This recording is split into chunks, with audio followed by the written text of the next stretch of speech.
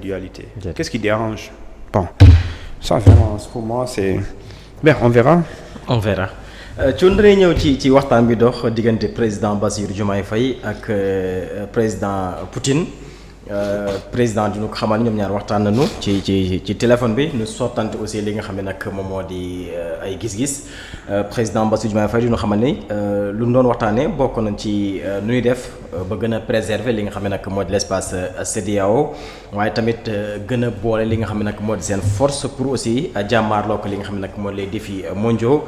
nan nga jàngatee waxtaan bi nga xam ne dox na diggante ñaari dëkk yi Sénégal ak li nga xam nag moo di la Russie waaye tamit gën a yeesalaat li nga xam ne nag moo di seen coopération bilatérale. waaw xam nga déjà je pense que c'est le premier appel entretien téléphonique d'ailleurs bi am diggante le président de la République du Sénégal Bassirou Diomaye Faye et le président russe di Poutine. Alors donc c'est quand même intéressant et solennel parce qu'il s'agira de réviser la coopération bilatérale entre la Russie et le Sénégal, mais aussi renforcer cette excellence relationnelle qui existait entre ces deux nations yi nga xamante ni les présidents successeurs ñoom ñoo ko jot a teg. Alors donc le président de la dañuy gis ne donc dafay ñëw dans une logique de renforcer cela, c'est important. Alors président de la République bu ñuy toogee dañu wax ne ñoom tëjuñu seen bunt yi waaye képp ku ñu sekkal dañuy sekk ak yow ci nawlawante, c'est-à-dire que traitement d'égal à égal et que mu am lu ñuy tuddee quel que soit réew boo doon dañuy am lu ñuy tuddee une coopération gagnant-gagnant. loolu dafa am solo parce que ku la nawloowul boo leen sekkee business du la nangoo jox sa cër sa mérite. wala boo leen sekkee relation puisque état mooy coopération du la cër comme ça li mu la war a cëree. tey booy xool lu tax tey Nations Unies fonkuñu yenn réew yi parce que amuñu fa droit de veto te États-Unis coow li mu bëri ci àdduna bi bu ñu waxee déet yeneen pays ñu am droit de veto du sotti. Et pourtant les pays membres de l'Union des Nations Unies bëri nañ lool waaye ñi am droit de veto mën nga leen compter waaye ñu ko amul bëri nañ lool. ñu ëpp waaye da ngay mel ni dafa mel ni ñooñu tekkuñ dara. Alors puisque Russie nag dafa am lu fa xew il y a plus de 200 jours yoo xamante ni moo fa am pas 200 jours d'ailleurs parce que plus de 2 ans mooy la guerre bi am diggante Russie ak Ukraine. Guerre boobu nag il faut ñu xam c'est devenu une guerre boo xamante ni dimension bi c'est une dimension internationale. xam nga ndax yëg ngeen ko. Oui, bien sûr. parce que jamono ji may wax ak yow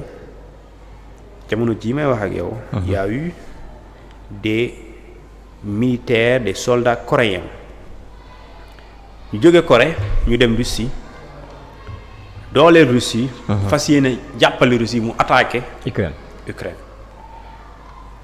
Union européenne ñenn ñi OTAN membre de l'OTAN les pays membres de l'OTAN ñu ngi dooleel Ukraine comme ni ñu ko yàgg dooleel ne ko Russie daal fexeel bu mu la daan. États-Unis yàggul dara Joe Biden xam nga ne day ñàkk na nguur gi déjà. dañ ko war a remplacer. mu demander à ce que ñu lancer ay missiles ci territoire Russie. loolu de xaru xamul lu ci jublu. loolu de xaru la. te Poutine. démb xam nga barki démb moom tamit may na waa Ukraine ay missiles.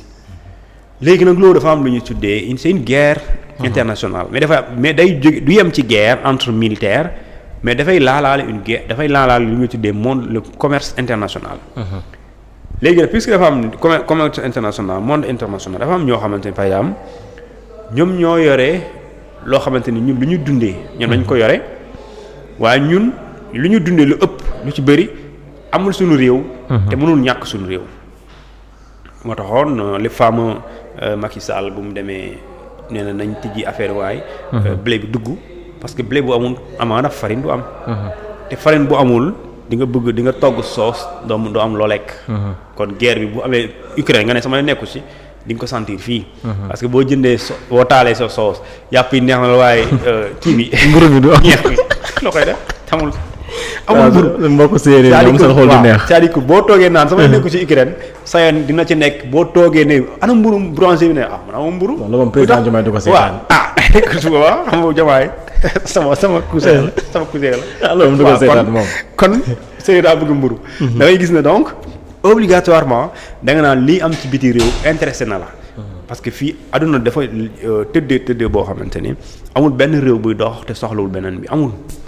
même réew bu gën a riche soxla na ko tey ñun ñoo ngi nii di am nañ pétrole am nañ gaz. mais pétrole bu ñu wax ne la ñuy am ak gaz bi Sénégal da ko mën a consommer.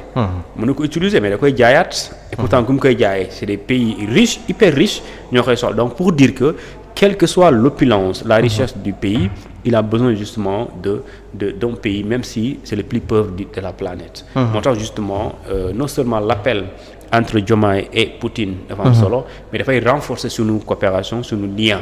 parce que nag bu dee ci Afrique de l'Ouest Poutine en tant que président russe. dafa am benn guerre interposée. transposée d'ailleurs boo xam ne dañ ko indi Afrique. Russie ak France jubóowuñ. te France bu dee ci Afrique de l'Ouest maanaam ñun ay Mali. Côte d'Ivoire ñi nga xamante ni ñooy Guinée Bissau Conakry plutôt ak ñi nga xam ne mooy Niger ak Tchad. ak ñun ñi France ñun la gënoon jubóol ci Afrique de l'Ouest. waaye France boobu de bu weesoo Sénégal ak Côte d'Ivoire ñooñu ñëpp dañoo jote ak ñoom. jote na ak Mali jote na ak Tchad. jote na ak non astafurlah pas Tchad Niger. jote na Burkina Faso. jote na également ak waa Mali. te ñooñu ñi ma la wax ñii ñëpp jamono ji ak Russie ñoo juboo kon xam nga loolu neexul France donc puisque neexul France. donc ki nga xam ne mooy Russie plus que muy renforcer relation ak yeneen anciens pays colonisés de la France. loolu l'État français pour dire la République française loolu mënu ko neex. moo tax la France. elle fait tout pour jàppale Ukraine pour que Ukraine mën a résister face à la Russie. Donc tu peux comprendre pourquoi cette folie de Macron contre justement cette rage de Macron contre Vladimir Poutine qui attaque l'Ukraine et également Macron qui aide l'Ukraine pour résister face à la Russie.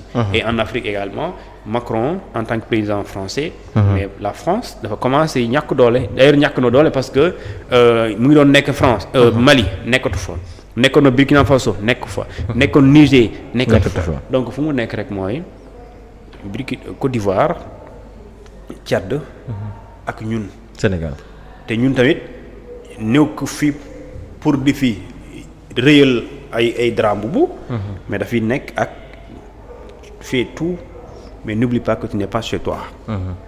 kon loolu moo tax président ni ko pour nu gën a yeesalaat lii di CEDEAO. Russie jàppale ko ci. da koy jàppale parce que CEDEAO boo ko yeesalee arrangewul France. waaw léegi nag puisque arrangewul France kenn ne la il faut ni parce que li ñu wax mooy dëgg. la CEDEAO même l'ONU. elles sont frappées d'obsolescence mooy danoo xewi. maanaam ñoom monde bi li taxoon ñu am. ak léegi monde fu mu toll weesu na donc loolu pour nga nekk à jour nga def lu méngoo da ngay changer maanaam da nga koy tëggaat ba mu méngoog jamono bu méngoog jamono ngay gis ne donc dafay den une CEDEAO moderne et une ONU moderne léegi pour qu'il y ait également loolu il faudrait que mu am ñoo xam ne dañuy jël lu ñu tuddee les initiatives prendre des initiatives pour que ñu mën a yegg si loolu et également le président Diomaye il a dit depuis sa première réunion au Nigeria à l'assemblée session extraordinaire xaw ma bu CEDEAO loolu wax na ko fa il faut que ñu modifier ñu réformer la CEDEAO pour que mu nekk une CEDEAO des peuples parce que cette CEDEAO là n'est pas une CEDEAO des peuples mais une CEDEAO des présidents c'est-à-dire que ñu bëri c'est la conférence des présidents ñoom ñooy taxaw tëgg jël benn décision boo xam ne duñ ko exécuter et boo koy décision yooyu bu ñuy jël lu ci ëpp arrangé wul askan wi arrangé wul les peuples quand je dis par exemple on dit ñu ne les citoyens de la CEDEAO bu ñu nekkee ci réew yi nga xamante ni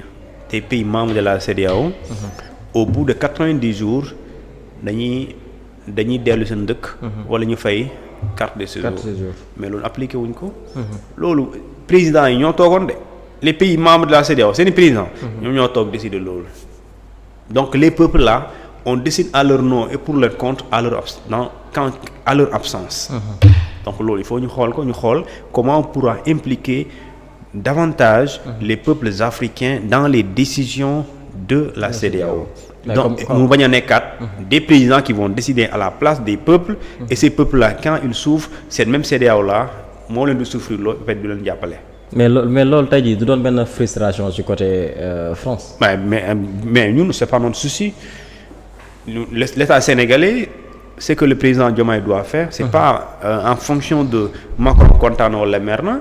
Diomaye lu ñu ko sant ak lu mu war a def mooy lu muy def est-ce que arrangé na Sénégal wala gën na ci Sénégal tant que baax na ci ñun gën na ci ñun bon on se contrebalance les pieds. Non, c'est pas notre souci. C'est pas notre souci que Macron soit heureux ou pas. Macron il est heureux quand le Français est heureux. Donc Diomaye aussi il est heureux quand le Sénégalais est heureux.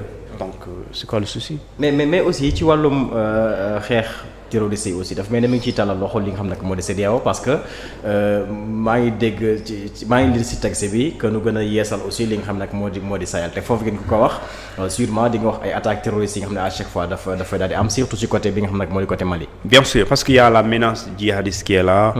Bon je dis même pas djihadiste en tant que musulman il y a la menace terroriste qui est là. D'accord. Il y a également ce qu'on appelle les risques de financement du terrorisme. léegi nag pour nga mën a jouer les avant-gardistes nga fexe ba mettre lu ñuy tuddee li tax nga xeex efficacement d'abord terrorisme mais aussi terrorisme boo koy xeex da ngay commencer ci koom bi koy financer loo tax des fois ñu ne la financement lutte contre le financement du terrorisme lutte également contre les menaces terroristes léegi nag booy xool suñu Sahel bi xam nga Sahel gën na yaatu sax dañuy tuddee ay les pays de la CEDEAO le Sahel c'est la Mauritanie la Gambie le Sénégal le Burkina Faso le Tchad le plutôt également la Guinée-Bissau la Guinée-Conakry et la Guinée plutôt la Côte d'Ivoire ak le Niger ça des fois ñooñu noonu mooy les pays du Sahel mais booy xool par exemple ñun lu ñu wër alhamdulilah alors soo bëggee xam menace terroriste dëggantaan da ngay jéem a dem frontière su ma juumalee entre le Niger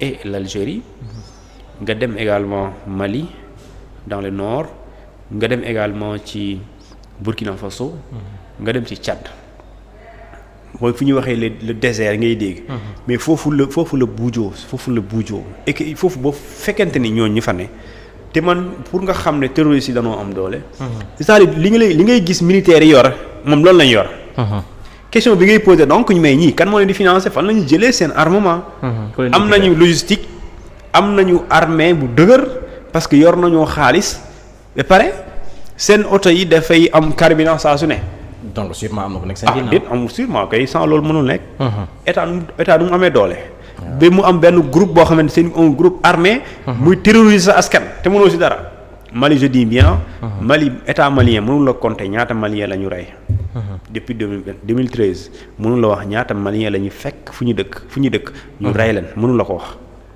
Tchad mënul la wax aussi ñaata tchadien ñoo dee te loolu rey leen Burkina Faso aussi mënul la wax ñaata burkinabé ñoo dee ci loolu mënul la ko wax Niger non plus kenn mënul la ko wax et pourtant c'est des centaines de personnes tuées presque au quotidien wala chaque semaine par des personnes armées à la limite man mu ma leen tuddee sax ay djihadistes parce que boo waxee djihad day mel ni lu am connotation musulman mais c'est des bandits yoo xam ne dañuy terroriser askan wi teguñ ko fenn fudul seen bakkan wala seen bakkan xaw ma seen teguñ ko fenn fudul mbirum àdduna parce que bu dee vraiment jihad jihad am nañu ko diine jàngale te diine yi yëpp bu dee toutes les religions révélées jàngal nañu ne fitna moom vraiment ku ci nekk yàlla moom mënoo nekk xaritam te mënoo fitnaal jaamu yàlla yi fitnaal doomi aadama yi nga xam ne yàlla moom la gën a bëgg ba pare ngay woote vraiment l'islam alors que l'islam c'est la paix donc da ngay gis ne y a contradiction